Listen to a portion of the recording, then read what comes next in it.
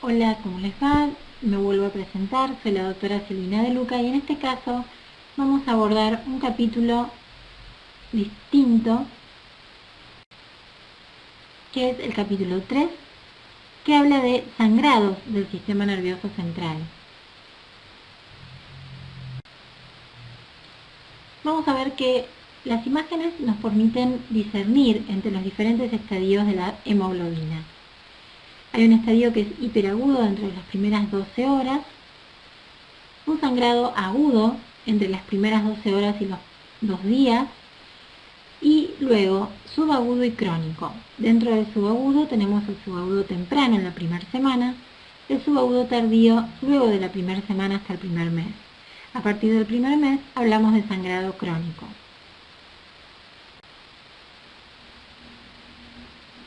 ¿Qué nos permite conocer el estadio de la hemoglobina?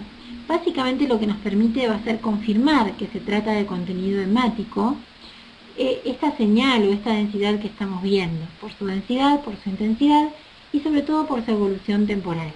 Esto, que parece algo muy básico, nos va a orientar hacia de qué entidad estamos hablando, qué entidad es la que sangró. Vamos a ver que hay muy diferentes variedades de presentación de la sangre.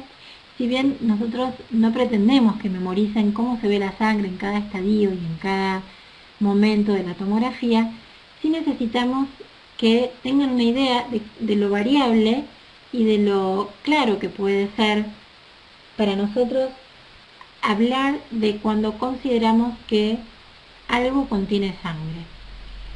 Vamos a ver ejemplos de cada estadio. El estadio hiperagudo es la oxihemoglobina, que es cuando se encuentra dentro del glóbulo rojo y que va a ser isodensa en tomografía, isohipointensa en T1, hiperintensa puede o no tener un halo hipointenso en T2.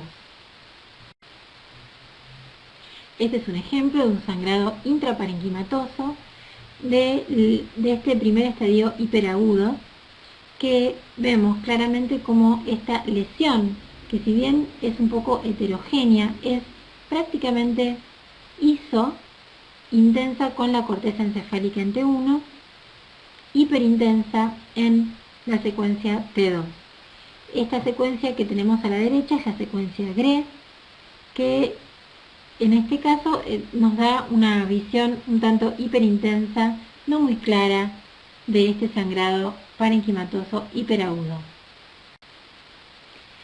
Pasamos ya de la oxihemoglobina. Luego de las primeras 12 horas y durante los primeros 2 días estamos hablando de un sangrado agudo que representa a la deoxi o desoxihemoglobina todavía dentro del lóbulo rojo, pero que ha virado en su oxidación. Vamos a ver que en tomografía es la clásica, digamos, sangre fresca, entre comillas, de la tomografía, porque se ve hiperdensa. Va a ser hipointensa en T1 y mucho más hipointensa en T2. Esta sería, en el ejemplo de la tomografía de la izquierda, un sangrado intraparenquimatoso con volcado ventricular, clásico del sangrado fresco de oxihemoglobina o periodo agudo de la sangre en TC. Y luego en este dúo T1-T2 de la derecha, vemos como la intensidad de señal es hipointensa en T1 y más hipointensa en T2. Pasamos al estadio subagudo temprano dentro de la primera semana y estamos frente a la metahemoglobina intracelular dentro del glóbulo rojo, pero con otro estadio ya de oxidación. Va a ser hiperintensa con halo hipointenso en TC, hiperintensa en T1, hipointensa en T2. Este gran cambio de hiperintensidad en T1 es lo que muchas veces nos ayuda a diagnosticarla. Ven como todavía sigue siendo hiper en tomografía, en estas contusiones parenquimatosas postraumáticas, como en el caso de la frontal y la temporal derecha, con un halo hipointenso. Y vemos como ya en T1 se ve francamente hiperintensa, un poco heterogénea, y en T2 sigue siendo hipointensa, con edema vasogénico alrededor, que es lo blanco que se ve en T2, periférico a la lesión. Pasando ya a la metahemoglobina extracelular, que representa el sangrado subagudo tardío, luego de la primera semana y durante el primer mes, vamos a ver que la lesión se vuelve isodensa en tomografía, con lo cual es muy difícil de evaluar, y luego hiperintensa en T1, hiperintensa en T2. Como en este caso, un hematoma subdural izquierdo, isointenso con la sustancia gris en tomografía, muy peligroso, solo se ve por el efecto de masa, y luego dos hematomas en los tálamos, como se ven hiper. En las dos secuencias, la metahemoglobina extracelular. Por último, el sangrado crónico, que ya es ferritina asociada a hemosiderina luego del primer mes, se va a ver hipointenso en toda la secuencia. Este es un ejemplo de sangrado subdural crónico posterior en tomografía, en este caso discretamente hipo con respecto a sustancia gris y sustancia blanca, y en cambio en la resonancia T2 vemos un territorio isquémico crónico con la marca muy característica de la hemosiderina francamente hipointensa que señalan las flechas. Vean cómo tracciona el sistema ventricular y cómo degenera con gliosis a la vía piramidal.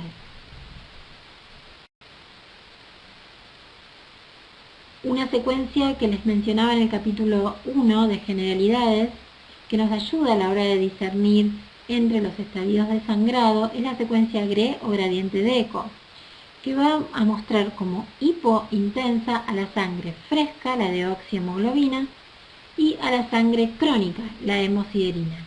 Vemos en este caso un sangrado de fosa posterior que es isointenso en secuencias T1 y que en secuencia GRE se ve claramente hipointenso.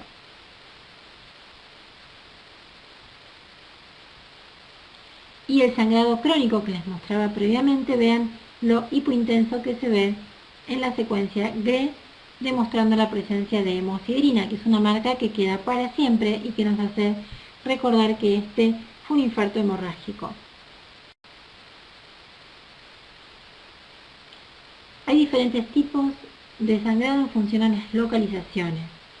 Tenemos una lista de distintos hematomas según el lugar: el hematoma subdural, el epidural, la hemorragia intracerebral, que puede ser contusiva, postraumática, o hematoma intraparenquimatoso espontáneo, en general relacionado a hipertensión arterial, como les mencionábamos antes, el infarto hemorrágico dentro de las intracerebrales. Luego la hemorragia intraventricular, la subaracnoidea y todo aquel sangrado relacionado a malformaciones vasculares. La tomografía es mucho más característica que la resonancia en el sangrado agudo. En cambio, la resonancia comienza a ser mucho más específica para caracterizar sangrados subagudos o crónicos. El hematoma subdural se va a localizar en un espacio virtual que hay entre la dura madre y la aracnoides. En general, la causa es traumática por desgarro de venas tributarias de los senos durales, que suelen ser fijos y que se inmovilizan frente a traumas y movimientos extremos. Justamente en general movimientos de aceleración, desaceleración, como claramente son muchos de los movimientos que se generan en los traumatismos automovilísticos. Es importante el concepto de que son sangrados venosos. Los subdurales no traumáticos son raros en pacientes anticoagulados, con tumores meningios o malformaciones vasculares. Este es el esquema de localización del sangrado subdural izquierdo con efecto de masa. En general contiene mucho efecto de masa, herniación del uncus, como menciona la flecha 2, y herniación de las amígdalas cerebelosas, como menciona la flecha 3. Este es un sangrado muy difícil de evaluar porque es un sangrado que es subagudo, en donde la metahemoglobina, que ya se vería hiperintensa en T1, en TC es isodensa, con lo cual es invisible a los ojos, se ve el corrimiento de la sustancia gris y se ve sobre todo el efecto de masa. En este caso, la imagen de la izquierda nos muestra una hernia de lumbo y las flechas blancas de la derecha nos muestran una hernia subfalcial, o sea que tiene muy importante efecto de masa.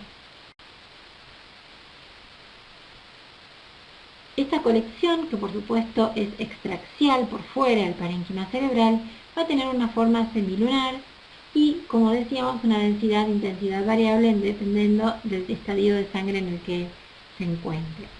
Generalmente el margen interno es cóncavo, aunque esto es variable, y el margen externo es convexo, porque va a seguir el contorno encefálico.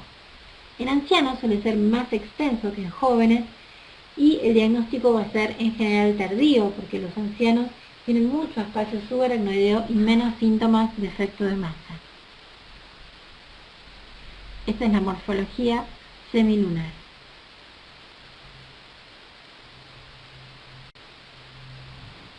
Se extienden hacia la osa encefálica o hacia la tienda del cerebelo, pero raramente, les diría casi en general, nunca cruzan la línea media. Esto es por una explicación anatómica de los repliegues de las membranas meningias. El parénquima adyacente anóxico puede demostrar edema de la sustancia blanca. La resonancia va a ser más sensible en determinar los hematomas subdurales laminares subagudos, dado que puede ver la metahemoglobina hiperintensa en T1, como mencionábamos en los estadios, con una mayor contraste tisular entre el hematoma subdural y el hueso. En general, como decíamos, tienen importante efecto de masa, con compresión del parénquima, afinamiento de surcos, desplazamiento medial de venas corticales y desplazamiento de la línea media, más allá de la presencia o no de hernias subfalciales, hernias de lumbo.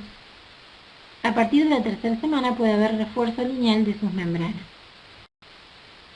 Este es un ejemplo a la izquierda de tomografía traumático, donde se ve un hematoma subdural laminar del lado derecho con extensión a la tienda del cerebelo de ese mismo lado e importante efecto de masa. Y a la derecha un hematoma subdural subagudo que contiene metahemoglobina hiperintensa en difusión, hiperintensa en T1 con leve efecto de masa. Este es un hematoma subdural agudo bien espontáneamente hiperdenso en TC, con muchísimo efecto de masa. Casi hay una anatomía totalmente anómala del encéfalo debido al efecto de masa, con extensión hacia la tienda del cerebelo. El 25% son subagudos y crónicos y bilaterales, con lo cual en este caso en tomografía hay que tener mucho cuidado, porque el hecho de que sean bilaterales e isodensos puede causar una distorsión simétrica que nos dificulta el diagnóstico. Este es un ejemplo de unilateralidad, pero vemos cómo pueden ser difíciles de evaluar los hematomas subdurales subagudos por tomografía, dado que son isodensos. Este es un sangrado subdural crónico que ya mostré en el ejemplo de sangrado crónico. Este es un sangrado subdural con diferentes estadios de sangre. Ven que hay una formación de nivel líquido-líquido dentro del espacio subdural con importante efecto de masa y distintas tonalidades tanto en T1 como en T2. El hematoma epidural es una colección también extraxial de densidad e intensidad variable dependiendo del estadio, pero que se encuentra entre el calvario, o sea el hueso, y la dura madre. Va a tener forma de lente biconvexa, como la estructura anatómica del cristalino. Se asocia a fracturas de la calota adyacente y a deterioro neurológico rápido. Son secundarios a desgarros en la arteria meningia media en sitios de fractura. Tenemos la diferencia entre un hematoma epidural, entre el hueso y la dura madre, y subdural, entre la dura madre y la aracnoide. Uno es arterial, el epidural es arterial, y el subdural es venoso.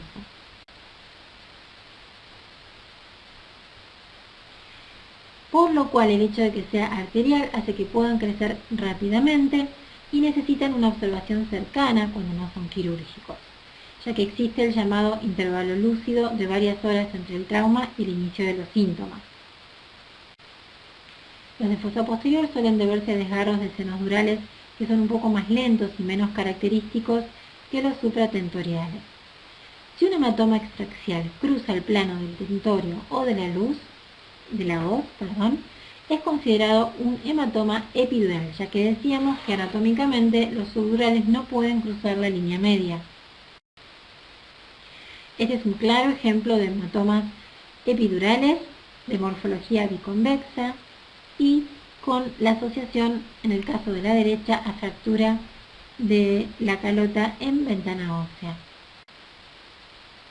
Pasamos a la hemorragia intracerebral, que puede ser traumática, donde la llamamos contusión hemorrágica, asociada o no a contusiones corticales, injuria axonal difusa y fracturas, que son otros hallazgos de los traumas, generalmente en lóbulos frontales, temporales o ganglios de la base, con mucho edema vasogénico, efecto de masa por crecimiento y presentación clínica tardía. Puede haber hematomas diferidos que se forman luego de una tomografía normal, por eso es que hay que vigilar a los pacientes clínicamente y eventualmente repetir la tomografía. La contusión hemorrágica es una lesión postraumática superficial de la corteza cuando impacta sobre la calota. Pueden ser múltiples y bilaterales con edema perilesional. En trauma severa vamos a ver que se asocia a otros sangrados. El control evolutivo es estricto de acuerdo a la evolución clínica. La ubicación típica es en lóbulos frontales inferiores, temporales anteriores u occipitales, o en la zona exactamente opuesta, llamado hematoma por contragolpe. Esta localización se debe a que estos lugares están muy cercanos a estructuras óseas fijas y duras.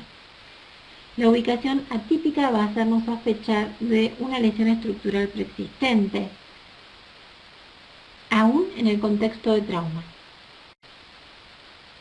Estos son claros ejemplos de contusiones hemorrágicas del lado derecho, tanto frontal como temporal, asociado, como dijimos en el mismo ejemplo anterior, a hematoma subdural que se extiende a la tienda del cerebelo, y concomitantemente vemos un territorio hipodenso francamente arterial en el cerebelo izquierdo, dado que este paciente politraumatizado severo intercurría con una disección vertebral.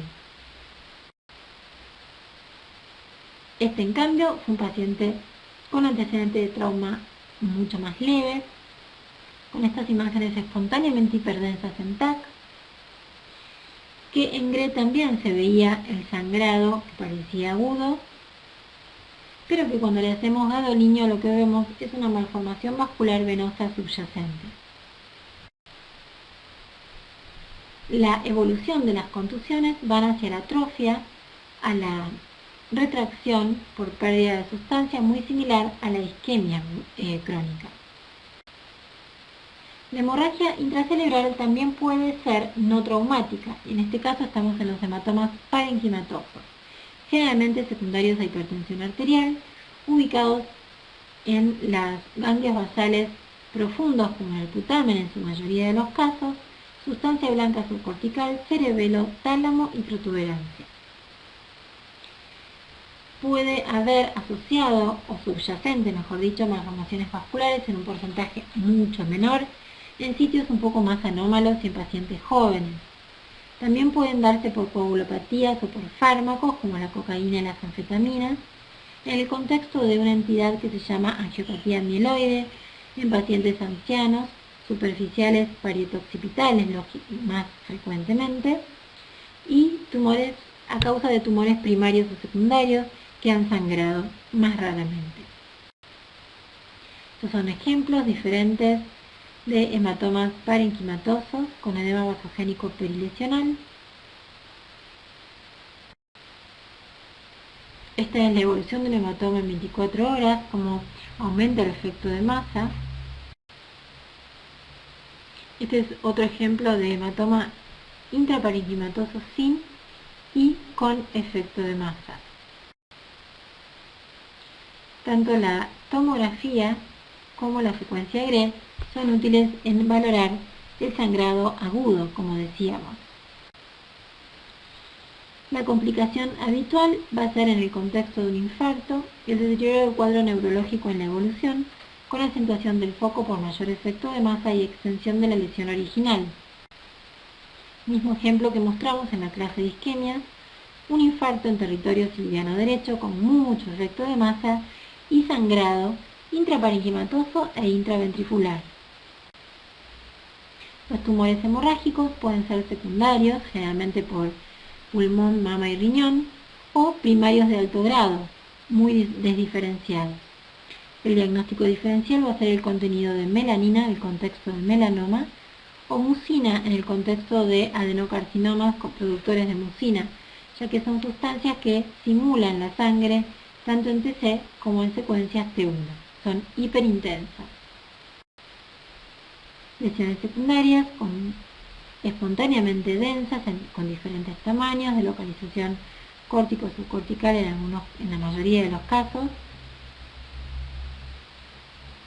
o esta lesión única con edema vasogénico desproporcionado y realce intenso con nodolinio en el contexto de una metástasis única. Esto fue una lesión primaria de alto grado con importante edema vasogénico, realce heterogéneo y contenido hemático de deoxihemoglobina que forma nivel en el sector más declive. Este fue un gliosarcoma. El PET-TC, como definíamos en el capítulo 1, puede discernir entre un tumor hemorrágico y un hematoma. En este ejemplo vemos como una lesión espontáneamente densa con edema vasogénico es francamente ávida por el FDG, con lo cual es más probable que se trate de un tumor subyacente que sangró. Y este es el ejemplo justamente antagónico en el contexto de un hematoma que por el sitio, un poco atípico en relación a los sangrados intraparenquimatosos espontáneos, en un paciente que no era hipertenso y que se decidió hacer el PET-TC para evaluar si había o no la presunción de un tumor subyacente, y fue un PET-TC absolutamente negativo, con lo cual se trató de un hematoma secundario a una malformación vascular oculta que se hizo evidente luego de la resolución del hematoma. La hemorragia intraventricular, generalmente por ruptura hacia el sistema ventricular, sería al cuarto ventrículo en casos de hematoma en fosa posterior, que hay poco espacio, o al tercer ventrículo o cuerpos ventriculares en los hematomas de los ganglios basales. Puede haber hidrocefalia secundaria con presión y consecuente obstrucción del flujo del líquido cefalorraquídeo. Estos son ejemplos de sangrados intraparenquimatosos con volcado ventricular. En este caso, el contenido hemático que forma nivel en los sectores declives de las prolongaciones occipitales. La hemorragia subaracnoidea es un sitio muy característico porque ocupa justamente el espacio subaracnoideo, el espacio que está entre las circunvoluciones. La resonancia magnética es menos sensible que la TC para el sangrado agudo por la mayor tensión de oxígeno en el líquido cefalorraquídeo, las pulsaciones del líquido cefalorraquídeo espinal y por promedio de sutiles cambios de señal entre el T1 y T2. La señal isointensa de la hemorragia subaracnoidea aguda en resonancia no es específica y el diagnóstico diferencial es con la meningitis exudativa, que hace más hiperintenso el contenido líquido del líquido cefalorraquídeo en secuencia FLAIR. La resonancia va a ser mejor para demostrar la hemorragia subaracnoidea subaguda cuando la densidad de la TC vire a isodenso similar al líquido cefalorraquídeo. Las complicaciones de la hemorragia subaracnoidea se van a demostrar mejor en la resonancia magnética. Tanto la hidrocefalia obstructiva comunicante, el infarto encefálico por vasoespasmo o eventualmente localizaciones probables de aneurismas, que suelen ser el 75% de las causas de la hemorragia subaracnoidea. Este es un ejemplo de hemorragia subaracnoidea focal en el contexto de un trauma directo con fractura o hundimiento de la calota craneana. Este es un ejemplo de hemorragia subaracnoidea mucho más extendida, bilateral en los valles silvianos y con mayor concentración en la fisura interhemisférica anterior por sangrado, ruptura de un aneurisma de la arteria comunicante anterior y volcado ventricular en el tercer ventrículo y extensión al acueducto de Silvio. Las malformaciones vasculares pueden provocar sangrados, hay varios ejemplos: aneurismas, malformaciones arteriovenosas, fístulas arteriovenosas durales, hemangiomas cavernosos, malformaciones venosas del desarrollo y telangiectasias. Este es un ejemplo de un aneurisma de la arteria cerebral media izquierda con señal vacío de flujo en T2 y la expresión en la angioresonancia tridimensional. Esta es una angiografía digital en donde la foto de la izquierda muestra el saco aneurismático de la arteria cerebral anterior y en la foto de la derecha cómo los coils opacifican este saco aneurismático y que queda absolutamente excluido y sin flujo el saco con menor riesgo de sangrado. Una malformación arteriovenosa donde se ve la vena eferente que drena en la vena basal de Rosenthal en la foto de la derecha. Una malformación arteriovenosa con un ovillo pequeño, arteria aferente y vena eferente. Sangrados de localizaciones anómalas no clásicos de los sangrados parenquimatosos hipertensivos, como en este caso una malformación arteriovenosa frontal que sangra y que vuelca al sistema ventricular. Estos son hemangiomas cavernosos en el caso del ATC en el tálamo derecho, en el caso del T2 de resonancia magnética frontal homolateral con anillo de hemosiderina y poca expresión en la secuencia T1 con gadolinio. Prácticamente los hemangiomas cavernosos que están excluidos del sistema vascular prácticamente no realzan.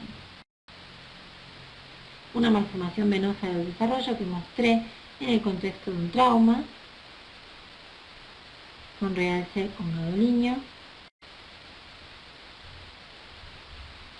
Un sangrado fresco en el tronco encefálico debido a telangiectasias, que son malformaciones capilares, pero que lamentablemente se ubicaban en un sitio muy comprometido. Preguntas que necesitas responder al finalizar esta clase entonces: el objetivo de conocer los estadios de la sangre en TC y resonancia, en qué estadio es útil la TC, la resonancia y cuál es la utilidad de la secuencia GREM, tipos de sangrado según localizaciones, diferencias y reconocimientos entre el hematoma subdural y el hematoma epidural, diferencia entre hematoma intraparenquimatoso y contusión hemorrágica intraparenquimatosa, lesiones hemorrágicas tumorales, utilidad del PET-TC, hemorragia subaracnoidea, utilidad de la tomografía y la resonancia y tipos de malformaciones vasculares. Desde ya, muchas gracias y nos vemos en el próximo capítulo.